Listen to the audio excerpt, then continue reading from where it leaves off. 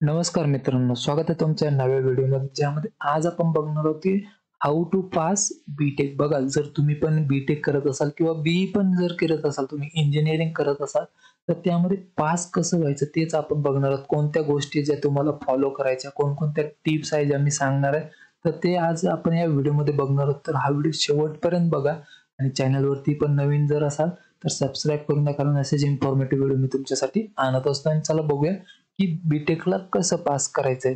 तर बघा, जे बीटेक असेल, बीई असेल, यामध्ये सगळ्यात महत्वाचा असतो तो असतो सिलेबस. बघा, तुम्ही आता कोणत्या ब्रँचला असाल, कम्प्युटर असेल, IT असेल किंवा सिव्हिल वगैरे असेल, तर तुम्हाला काय करायचंय, सगळ्यात आधी त्याचा तुमचा जो इयर असेल किंवा जे पण सेमिस्टर असेल, जसं थर्ड सेम असेल, फोर्थ सेम असेल, फर्स्ट सेम असेल, त्याचं सिलेबस कॉपी तुम्हाला डाउनलोड करायचं आहे.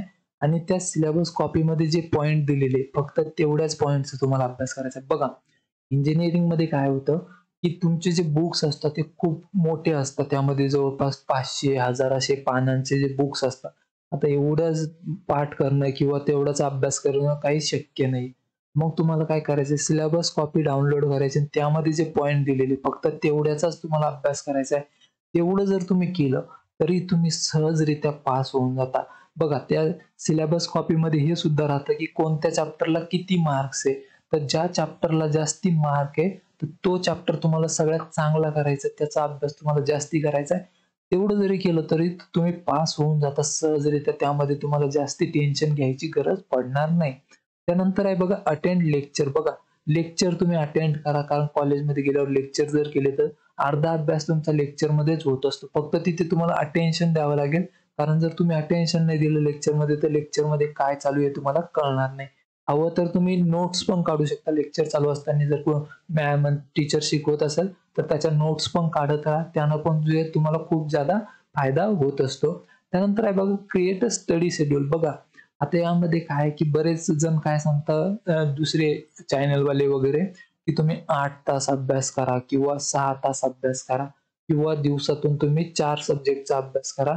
तर असं न करता, मी माझा जो एक्सपिरियन्स आहे, मी पण डिप्लोमामध्ये सगळ्या सेमचा टॉपर होतो किंवा आता सध्या पण बीटेक मध्ये मी टॉपर आहे. तर त्यामध्ये बघा, मी काय करत असतो, मी दिवसामध्ये कोणते सब्जेक्ट करायचे ते नाही ठरवत. मी फक्त एवढं ठरवतो की 1 तारखेला या सब्जेक्टचा अभ्यास करायचा, 2 तारखेला या सब्जेक्टचा अभ्यास करायचा, असं ठरवून घेतो मी. मग त्या दिवसामध्ये त्या सब्जेक्टचा किती वेळ, मला जेवढा वेळ वाटेल मी तेवढा अभ्यास करतो. आणि त्यामध्ये पण मी 3 घंट्यापेक्षा जास्ती अभ्यास कधीही केलेला नाही, तरी सुद्धा मी टॉपरच्या लिस्टमध्ये राहतो नेहमी. मी 3 घंट्याच्या वर कधी अभ्यास केलेला नाही. जास्तीत जास्त 2 घंटे असं केलेलं आहे. फक्त एवढे मी दिवसात फक्त एका सब्जेक्टचा अभ्यास करतो, 2 सब्जेक्टचा अभ्यास करत नाही.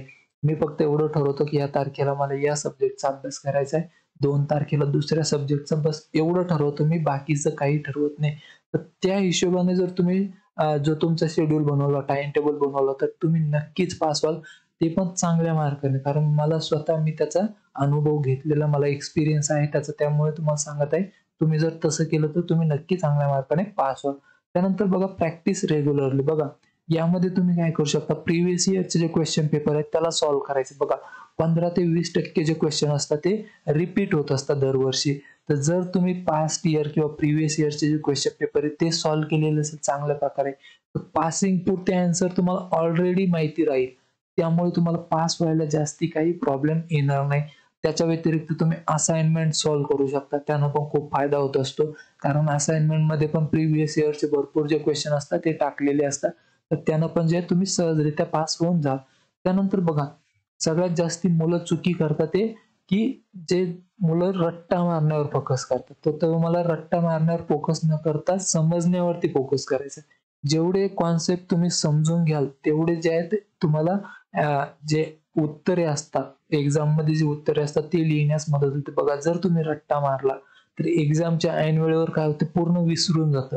आणि जर तुम्ही कॉन्सेप्ट समजून घेतलेलं असेल तर ते ऑटोमॅटिक तुम्हाला तिथे एक्झाम मध्ये जर क्वेश्चन दिसला की ऑटोमॅटिक तुमच्या लक्षात येतो, अरे हा हा कॉन्सेप्ट होता, तर याचं उत्तर हे आहे. तर तुम्ही ते उत्तर सहजरित्या लिहिता तिथे, तर त्यामुळे तुम्ही सहजरित्या पास पण होऊन जातात. तर या काही गोष्टी आहेत ज्या जर तुम्ही फॉलो केल्या तर सहजरित्या चांगल्या मार्काने पास व्हाल. नुसतं पास नाही तर चांगल्या मार्काने पास व्हाल. त्यामध्ये सगळ्यात जास्त मेन फोकस तुम्ही सिलेबस कॉपीवरती द्या बघा. सिलेबस कॉपी जर नुसार तुम्ही जो स्टडी आहे तो केला तर तुम्ही सहज पास होता. आणि याच्या रिलेटेड जर तुम्हाला अजून काही माहिती हवी असेल तर तुम्ही कमेंटमध्ये मला नक्की विचारू शकता. तिथे पण मी तुम्हाला नेहमी रिप्लाय करत असतो.